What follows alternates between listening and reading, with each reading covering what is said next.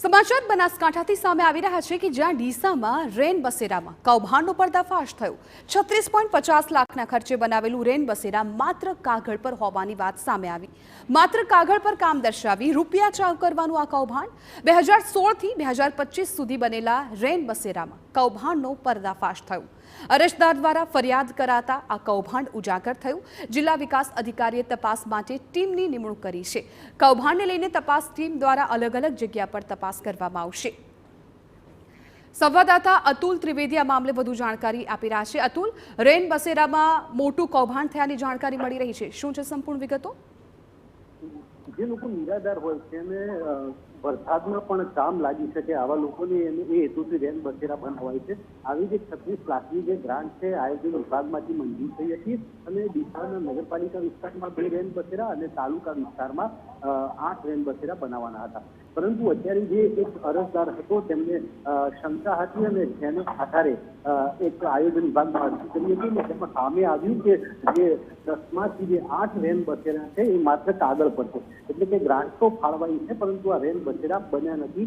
માત્ર જે ધારાસભ્ય હોય અથવા તો જે નેતાઓ હોય તેમના જે ઇશારે જે પ્રકારે તેમના મંદિર હોય અથવા તો કોઈ ધાર્મિક જગ્યા હોય અથવા તો સોસાયટી હોય ત્યાં માત્ર શેડ ઉભા કરી દેવામાં આવ્યા છે અને તેને રેન બસેરાની જે તકતીઓ છે એ તકતીઓ મારી અને તેને રેન બસેરા નામ આપી દેવામાં આવ્યું છે। એટલે કે જે પ્રકારે અહીં શેડના પણ જે પૈસા હોય છે તે અલગ ઉધારેલા છે અને જે રેન બસેરા છે તે માત્ર કાગળ પર છે। અત્યારે તો આ સમગ્ર કૌભાંડ છે એ સામે આવ્યું છે અને જે તાલુકા વિકાસ અધિકારી છે એ ટીમ બનાવીને તપાસ હાથ ધરી છે। એટલે કે મોટા ભાગના જે રેન બસેરા છે માત્ર કાગળ પર છે, ક્યાંય પણ બનાવવામાં આવ્યા નથી અને જે શેડ હોય એ બનાવી દેવામાં આવે છે। અલગ અલગ જગ્યાએ તકતીઓ મારીને માત્ર તેનું નામ આપવામાં આવ્યું છે।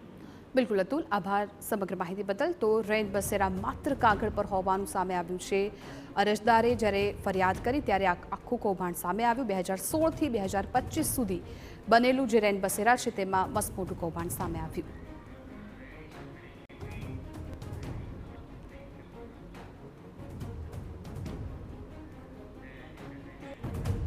તો ડીડીઓ દ્વારા અત્યારે તો ટીમને તપાસના આદેશ આપી દેવામાં આવ્યા છે અને આ કૌભાંડને લઈને અલગ અલગ ટીમો પણ બનાવવામાં આવી છે અને તપાસ કરવામાં આવી રહી છે।